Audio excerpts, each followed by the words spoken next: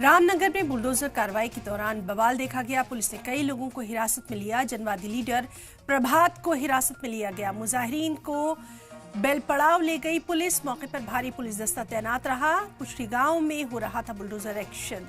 20 hectare जमीन पर गैर कानूनी तामीर का इल्जाम। 90 परिवारों ने मुबैना तौर पर यहां कब्जा कर रखा है।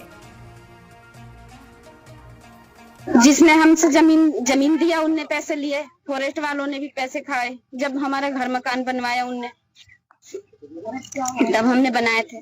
फॉरेस्ट वालों कितने लिए? 20-20 हजार रुपये लिए हैं। कितने सालों से रहते हैं आप यहाँ पे? हम रह रहे हैं यहाँ पर बयान।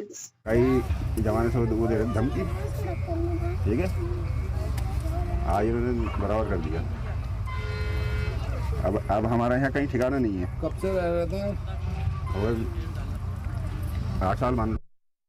डीएफओ रामनगर के स्तर से जिलाधिकारी महोदय और एसएसपी साहब से अनुरोध किया गया था कि रिजर्व फॉरेस्ट एरिया में कुछ लोगों ने अवैध अतिक्रमण किया है। उस अतिक्रमण के संबंध में उनके स्तर से समस्त कानूनी कार्रवाई पूर्ण कर ली गई है। सुनवाई का अवसर दे दिया गया और उनके संबंध में निर्णय ले लिया गया है। तो उनके अनुरोध पर एक डेट तय की गई और पर्याप्त संख्या में पुलिस बल मजिस्ट्रेट लगा करके आज प्रातः जो है अतिक्रमण हटाने की कार्रवाई की गई है।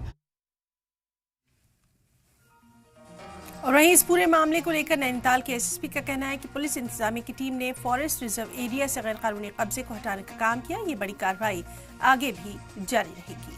रामनगर पुचड़ी क्षेत्र में तराई पश्चिमी वन प्रभाग में अंतर्गत जो है नदी और रिजर्व फॉरेस्ट एरिया में कई वर्षों से इलीगल तरीके से अवैध अतिक्रमण जमे हुए थे। अवैध रूप से विभिन्न स्ट्रक्चर्स बने हुए थे। इसको डीएफओ तराई वेस्ट द्वारा नियमानुसार वन विभाग द्वारा अतिक्रमण को हटाने का नोटिसें तामील कर दी गई थी। आज तड़के के सुबह संयुक्त टीम्स द्वारा, जिसमें पुलिस प्रशासन, नगर निगम, स्वास्थ्य विभाग, पीडब्ल्यूडी विभाग और वन विभाग, सभी विभागों द्वारा संयुक्त कार्रवाई करते हुए रामनगर पुचड़ी क्षेत्र में फर्स्ट फेज में भारी मात्रा में अतिक्रमण को अवैध अतिक्रमण को हटाया गया है और उसको जमींदोज किया गया है।